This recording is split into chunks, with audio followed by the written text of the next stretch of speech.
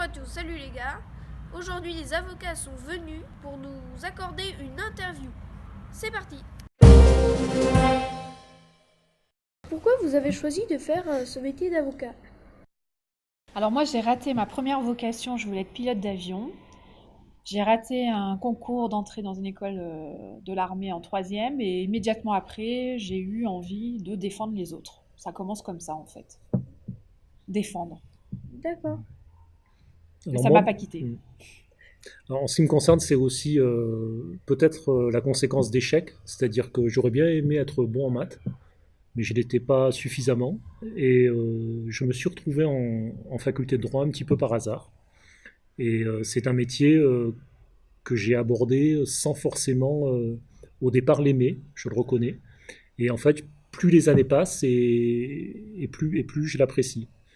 Donc, c'était pas directement ta question, mais comment je suis devenu avocat, j'aurais tendance à dire un petit peu par hasard. Et puis, parce que difficulté D'accord. à faire des choix. Voilà. D'accord. En quoi consiste le métier d'avocat? Alors, je pense qu'il faut profondément aimer la nature humaine et avoir envie de l'accompagner dans les difficultés parce que c'est un métier où on résout des difficultés en permanence. Et il faut dans cet accompagnement, espérer aider les gens et leur permettre d'accepter une décision, quelle qu'elle soit. Quelles études avez-vous effectuées? Alors, le tronc commun, c'est-à-dire la base, on fait tous des études à la faculté de droit. Donc, après le bac, on s'inscrit en droit. En général, donc, on a tous fait 4 ans au minimum de droit, voire 5 ans à la faculté. Et après, il y a un examen qui s'appelle l'examen d'entrée à l'école d'avocat, avec une scolarité qui dure globalement 18 mois, au terme de laquelle il y a un nouvel examen de sortie. Et si vous avez la moyenne, vous pouvez prêter serment, c'est-à-dire démarrer votre profession en remplissant certaines conditions administratives, mais voilà. Donc c'est globalement 5 ans de droit, 4-5 ans de droit, plus 1 an et demi d'école. Est-ce qu'il y a différents types d'avocats? Bah, complètement. Le métier peut s'exercer de plein de façons différentes. On peut être salarié. Il y a des avocats qui sont salariés, qui ont un employeur, un lien de subordination. Il y a des avocats qui sont regroupés au sein d'un cabinet, puis il y en a d'autres qui sont seuls au sein d'un cabinet. Il y a des avocats qui ont des collaborateurs, des clercs, des secrétaires. Il y en a qui n'ont rien de tout ça. Donc c'est un métier où tu choisis les modalités dont tu vas la manière dont tu vas l'exercer, c'est toi qui les choisis.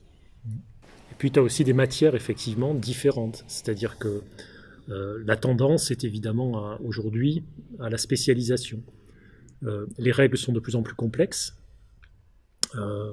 Les compétences attendues de par la diffusion de l'information et de la connaissance, notamment au travers des médias, des réseaux sociaux, d'Internet, etc. L'accès à l'information est aujourd'hui extrêmement répandu, donc je pense qu'en soi c'est vraiment un bien. Mais donc du coup il y a des exigences de plus en plus précises de la part des clients, de la part des institutions sur l'application des règles, sur les raisonnements à tenir, qui nous amènent à nous spécialiser. Donc tu vas avoir des avocats qui vont par exemple se concentrer sur la défense des mineurs, qui vont faire beaucoup de droit pénal, etc. Et puis tu as des avocats qui vont par exemple faire beaucoup de droit fiscal. Et entre ces deux-là, c'est un même métier, mais ce sont des manières d'exercer qui sont totalement différentes, avec des centres d'intérêt différents, des compétences différentes. Voilà. Mais la démarche d'origine est toujours la même. On obéit à un même corps de règles, de déontologie. On appelle ça de la déontologie, c'est-à-dire, voilà, on se doit d'exercer notre métier avec voilà, des compétences et de la rigueur et de la dignité. Enfin voilà, il y a des tas de règles qui s'appliquent à tous. Aimez-vous votre métier? Est-ce qu'on aime notre métier? C'est une jolie question. C'est ouais, et puis qui mérite réflexion. Alors, je pense qu'on est obligé d'aimer notre métier, vraiment, parce que c'est un métier difficile où on règle en permanence des difficultés. Donc, si t'as pas l'amour d'aider les autres, tu, ça va être compliqué d'exercer cette profession et tu vas la subir. Et c'est pas une profession que tu peux subir en réalité. Ce que j'aime le plus, c'est le sentiment qu'en fait, plus les années passent et plus on y trouve un plaisir profond. un sens. Voilà.